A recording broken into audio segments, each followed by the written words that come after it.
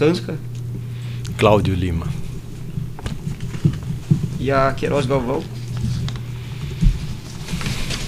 Otton, basicamente. A IESA? Valdir Carreiro? Valdir Carreiro. Ainda o colaborador Augusto Mendonça mencionou que haviam empresas que participavam eventualmente de alguns ajustes, assim, desses ajustes de preferência que o senhor mencionou. O senhor saberia dizer algumas dessas empresas? Ele citou, por exemplo, Jaraguá, Tomé, Construcap. O senhor tem conhecimento dessas? Não. O senhor mencionou que a maioria das reuniões ocorriam na própria sede da UTC, é isso? Das que eu participei, pelo menos a maioria foram lá. Ou em São Paulo ou no Rio. Teve algum outro representante da Engevix que participou quando em seu lugar, digamos, em outras dessas reuniões? Acho que teve numa das reuniões que o Lopes participou. Lopes? José Carlos Mendes Lopes. Qual que era a posição dele na empresa? Na época era vice-presidente. O senhor sabe se houve, além da UTC, algum outro local onde essas reuniões se realizavam? Por exemplo, se houve alguma reunião em alguma sede de alguma outra empreiteira? Não sei te precisar.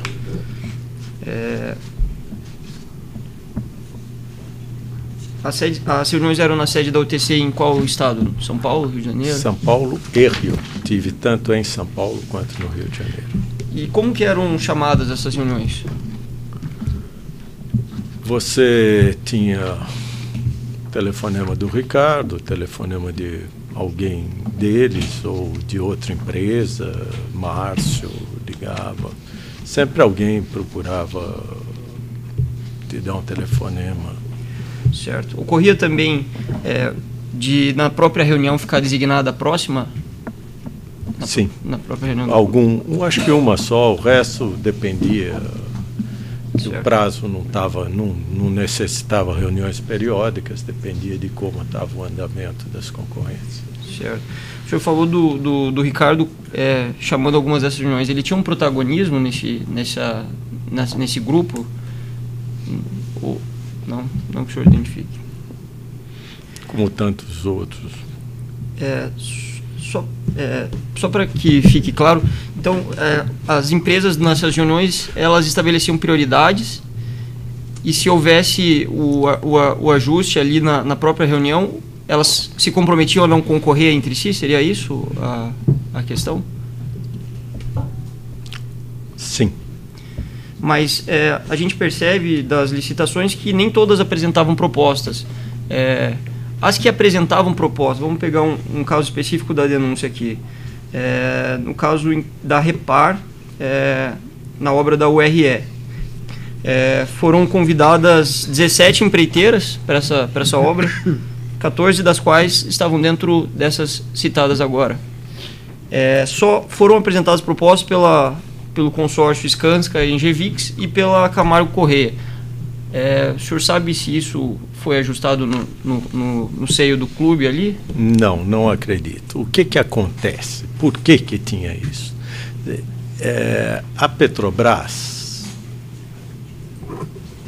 por um problema, eu acho que de gerenciamento, por um problema de visão de negócios, ela não se deu conta de quão demandadora do mercado ela era. Quer dizer, não existe um mínimo sentido de você fazer uma licitação convidando até 30 fornecedores. Quer dizer, isso é para cumprir tabela, mas não é nem um pouco prático, porque poucas empresas irão conseguir fazer uma proposta, porque uma proposta de EPC requer risco, requer muito investimento. Então, neste ponto é que as empresas procuravam se conversar, porque ela não conseguia. Então, acho que a Engevix, num porte econômico muito menor, mas você pega uma Odebrecht, que seria a topo, ela não teria condições de apresentar por problemas humanos. Não estou dizendo por problemas financeiros. Então, ao termos estas conversas de intenção, que, repito, nunca visava fixar preço, que não tínhamos na mínima condição de fixar preço, mas de ter participantes. Então, era, digamos, direcionar a cada empresa para o seu interesse. Para o seu interesse. E havia certamente um custo para elaborar uma proposta dessa, uma proposta competitiva, digamos. Se você entra, sempre você precisa estar bem estudado. E agora, em relação aos casos em que dentro do clube de empreiteiras foi definido, por exemplo, que a Engevix tinha preferência, aquela que concorreu com ela no certame, ela apresentava uma proposta comercial, ela apresentava uma proposta competitiva ou ela apresentava uma proposta mais genérica, digamos assim? Eu acho que todos, quando entravam, apresentavam propostas muito sérias. No nosso caso, onde a gente entrou, foi séria. Por quê? Porque sempre corre o risco de você ganhar. Quer dizer, vamos supor que aquele que teria preferência teve algum problema de documentação, ou errou na datilografia da planilha. Então, tem 1000 coisas. Então, quem apresenta a proposta tem que estar sempre apto a que ele poderia fazer aquela obra. Então, a perspectiva... Então, sempre se estudava muito, muito detalhadamente as propostas. Certo. A perspectiva, então, de quando não tivesse sido selecionado no clube, a perspectiva de ganhar aquele certame seria só num caso de desclassificação da escolhida pelo clube, então? Exato. E como que se fazia para se chegar ao conhecimento do preço que seria oferecido pelaquela que estava escolhida pelo clube? Por exemplo, para que não fosse ofertado um valor inferior. Esse tipo de conversas, no nosso caso, nunca chegou a acontecer, né? Porque as duas que eu ganhei dentro disso, que foram Renest e foram a URC, foram competições com outras empresas. Então, não poderia te chegar, infelizmente, eu nunca cheguei nesse nível de detalhe. Nesse caso, por exemplo, da Repar, da URE... Aí toda a proposta foi coordenada pela Skanska. Quer dizer, a líder do consórcio foi a Skanska. Então... Mas nesse caso, houve o ajuste no seio do... Pode ter havido. Quem que era o representante da Skanska nesse caso? Cláudio Lima.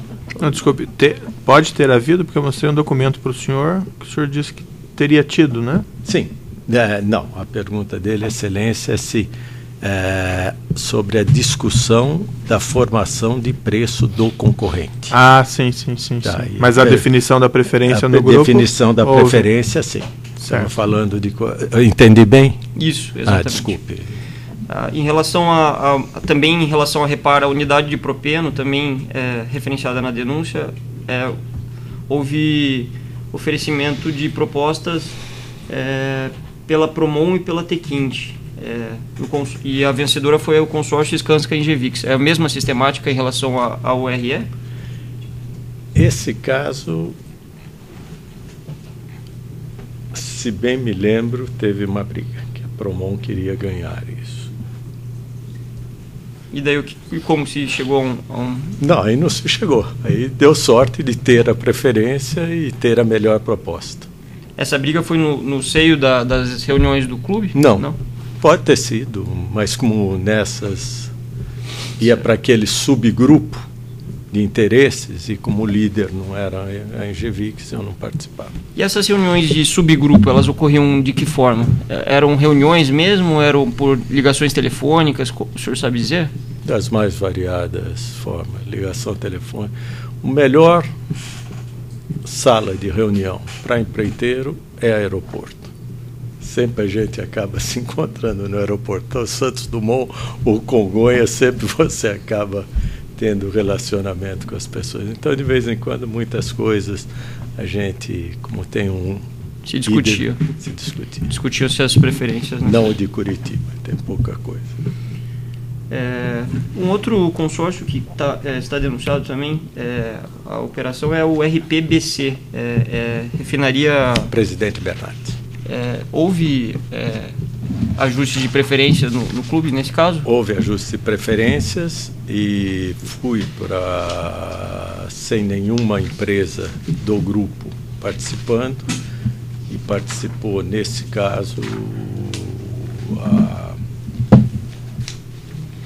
Construcap e a Mitsui, que não eram do grupo, então foi uma concorrência de preço bastante grande. O consórcio foi com a Niplan e a NM Engenharia, né? Que eram convidadas, e como a Engevic sempre procura ter para a parte C empresas, então a Niplan estava fazendo uma obra anterior de preparação do terreno para essa unidade de reforma catalítica. Então me interessava muito todo o conhecimento civil que a Niplan tinha.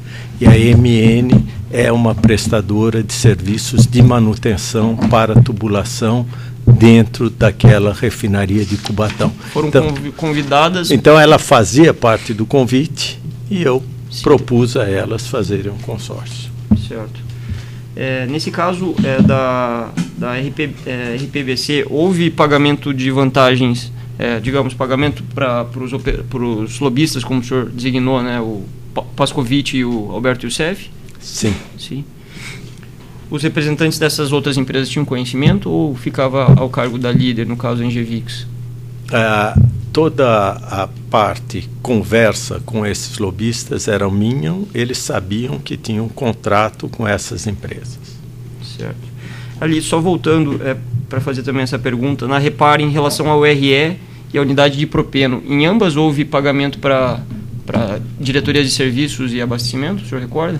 Nesses casos, a cota Engevix para a diretoria de serviços foi pago ao Milton. Não sei para a diretoria de abastecimentos e para a bateria de serviços a cota das outras empresas. Foram operacionalizadas de forma diferente? Foram operacionalizadas de forma diferente. Um outro consórcio também que consta na denúncia é o da Regap. O senhor recorda se nesse caso houve ajustes no seio do Gabriel Passos? Não, né? Lembro dessa obra. É uma obra, deve ser valor pequeno, né? Qual é o valor que o senhor tem, Excelência?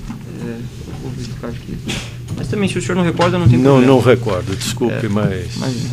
A Replan, o senhor tinha dito que houve pagamentos, né?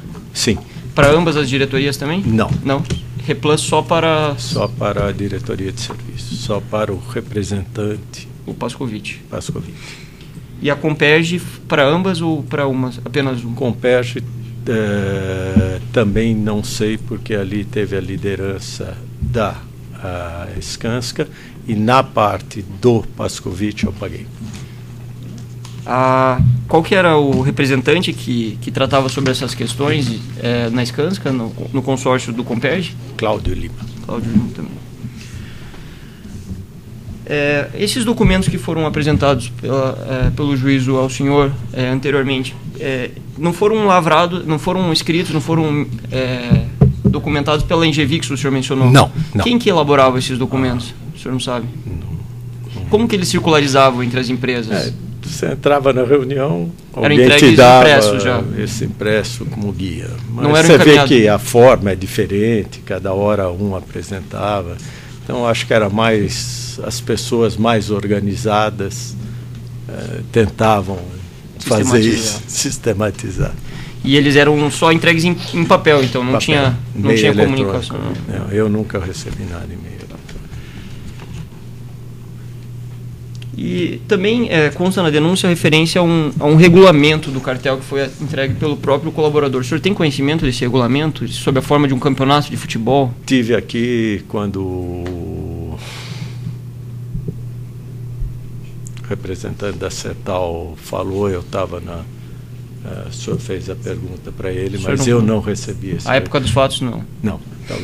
Talvez nessa reunião eu não tenha participado. O senhor mencionou uma reunião em que participou Alberto Youssef, Paulo Roberto Costa, Genu e Janene, né? Ou sem os quatro, né? Qual que era o que foi discutido nessa reunião?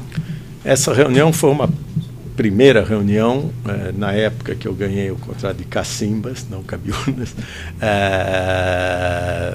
para que o deputado Janene estava se preparando para todas as concorrências que viriam da Petrobras. Então, ele queria já dar apoio desde a qualificação da empresa. E aí eu falei que eu não precisava, porque já estava qualificado no cadastro Petrobras e que quando ganhássemos, conversaríamos. E o Paulo Roberto anuiu com essa conversa, participou dessa conversa?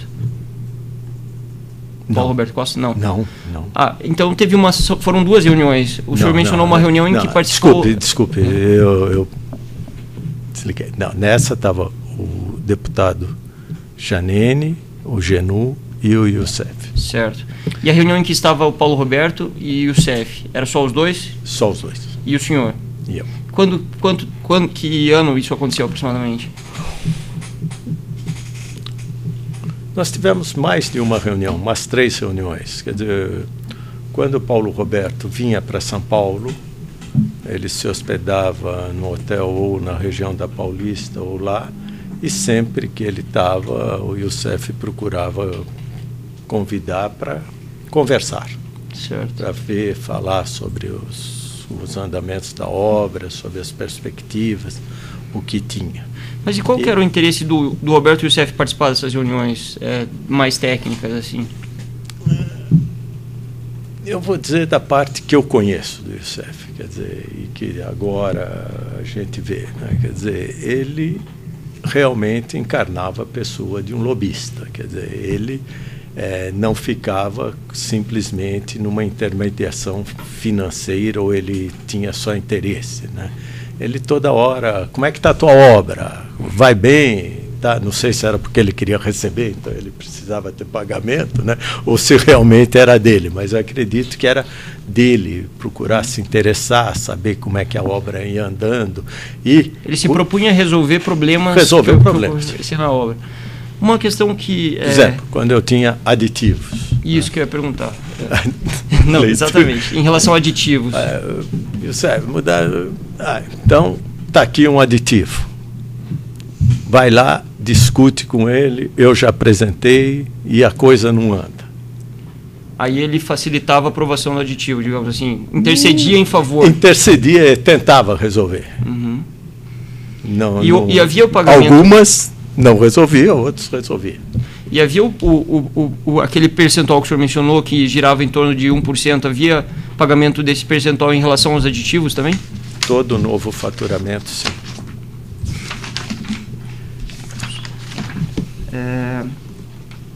Esses contratos que foram firmados com as empresas do Youssef, o senhor teve algum contato com o denunciado também denunciado Valdomiro de Oliveira? Não. Não? E com o Enivaldo Quadrado e o Carlos Alberto Pereira da Costa? Não. Era o senhor mesmo que cuidava da assinatura dos contratos ou do recebimento das notas fiscais e pagamentos, ou o senhor terceirizava isso, digamos, delegava isso para um... Acho que delegava. O termo correto é uma delegação. Quer dizer, eu combinava o contrato e depois os diretores dos contratos operacionalizavam. Então, dificilmente eu recebia uma nota ou não. Certo. Aqui no caso da denúncia, nós temos 4 contratos.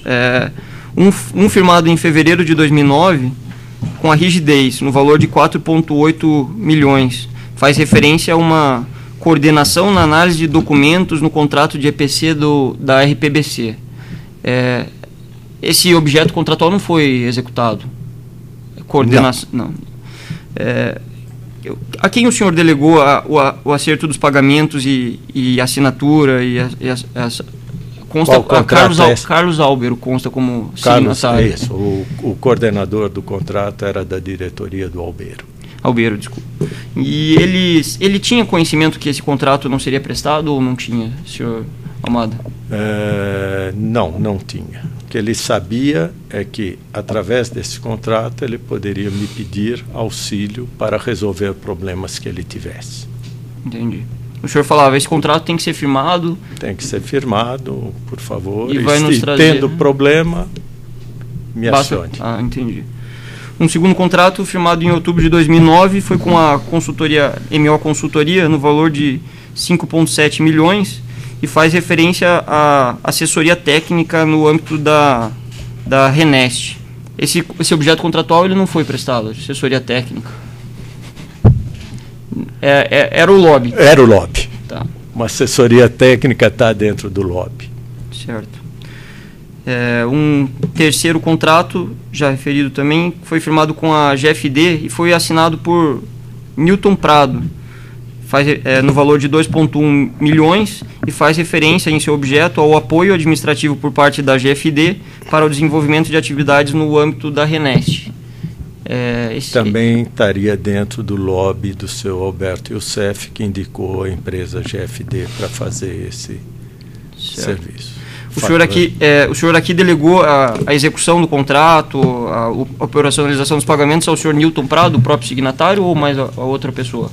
Não, ele que era o diretor que estava embaixo do contrato da Renest.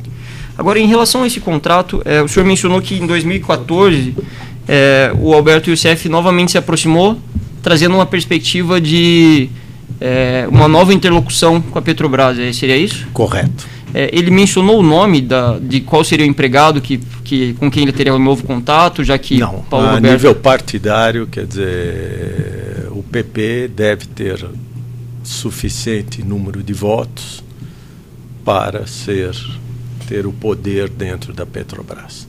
Sempre é o poder econômico ligado ao poder legislativo que estava em jogo. Certo. E o último contrato o senhor referiu que seria com a Costa Global. Uma consultoria na área de óleo e gás, foi firmado em março de 2013 no valor de 700 mil. Esse contrato seria para operacionalizar pagamentos de pendências? Como que foi esse contrato? Esse até que o objeto caberia, porque mais qualificado que o diretor Paulo Roberto Costa para esse serviço, mas foi pedido para o Youssef para que eu complementasse os pagamentos que ficaram não concluídos dentro do contrato Renest. Ele referiu como pagamentos pendentes de recebimento do Paulo Roberto, nesse caso? Não. Não? Não, do pagamento dele. Tá. Que foi serviço.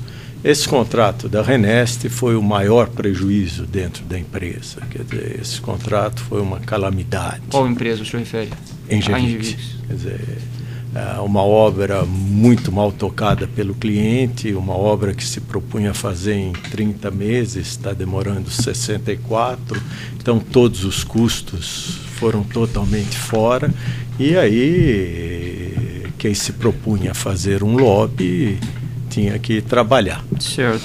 E, nesse caso, essa consultoria foi efetivamente desempenhada pelo Paulo Roberto ou ainda seria, digamos? Ainda seria.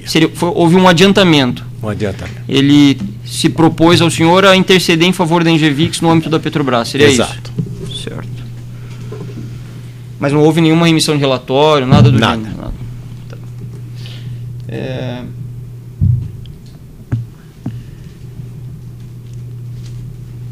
Então, sobre os empregados da Engevix também denunciados, o Carlos Albero e o Newton Prado Júnior, o senhor delegava a eles a operacionalização desses pagamentos? Que eram nas diretorias deles que estavam esses contratos. E o Luiz Roberto Pereira, qual que era a participação dele na Engevix? Também era um diretor de contrato que uma parte da Renest estava sobre a diretoria dele. Certo. No âmbito da diretoria de serviços, o senhor mencionou que quem atuava era o Milton Pascovitch por intermédio da Jump, né? Correto. O senhor mencionou também o irmão dele, José Adolfo Pascovitch. Ele participava disso também? Não, o Zé Adolfo, dentro dos contratos Petrobras, participação de faturamento, de cuidar da parte contábil.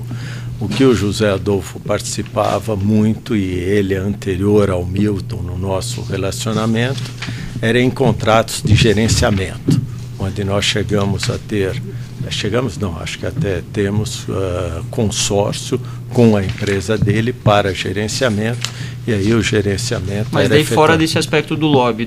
Não, fora, totalmente fora. Trabalho real. Dentro desse aspecto da Jump... Lobby também é um trabalho real. Né? Essa operacionalização, intermediação, né, que o senhor fala. Nesse âmbito dessa intermediação, operacionalização, ou lobby, como o senhor refere, o Milton, em algum momento, pediu ao senhor que efetuasse doações a partidos? Sim. O senhor poderia detalhar, por gentileza? Como ele tinha um relacionamento com o PT e na diretoria de serviços, também ele trazia pedidos não vinculados a obras, né, mas vinculados a doações para o partido nas épocas das eleições ou em dificuldades de caixa do partido. Então, nós teve um ano que eu doei, que não era um ano eleitoral, foram feitas 2 doações para o PT. O senhor saberia dizer o valor, aproximadamente?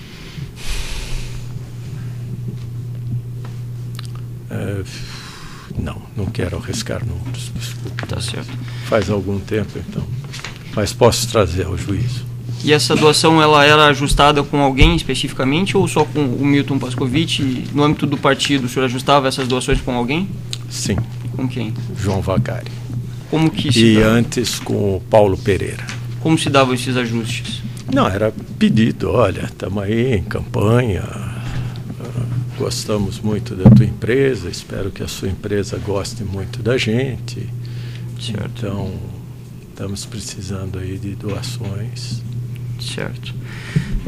Mas nunca vinculada a contratos. Né? Perfeito. Esse valor da doação, ele era deduzido do valor contratual que receberia o Pascovitch? Não. Não? Era uma parte. E o valor do contrato do Pascovitch era indexado, o senhor falou, em torno de 1% também do valor da obra, inclusive para aditivos? Teve casos maiores, teve casos menores. Acho que chegamos a pagar até 3% em algum aditivo para ele. E o Milton Pascovitch desempenhava o papel semelhante ao que o senhor falou, que era desempenhado pelo Alberto Youssef, de levar o aditivo à diretoria de serviços para interceder em favor? Sim. Até um pouco mais, né? Ele ia aos coordenadores, ao diretor e ao próprio gerente executivo de engenharia, Pedro Barroso. Ele dava um suporte um pouco mais amplo pelo conhecimento dele. Certo. Alguns questionamentos finais aqui, só...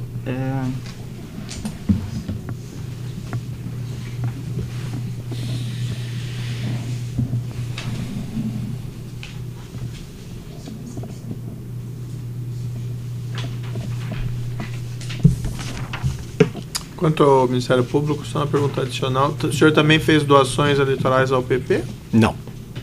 Nunca foi pedido. Nunca foi solicitado pelo senhor Alberto? Ainda sobre esse aspecto das doações, as doações elas eram deduzidas pelo Milton do valor acertado, do percentual? Não. Então, nós vamos interromper um minutinho aqui para o tamanho do áudio.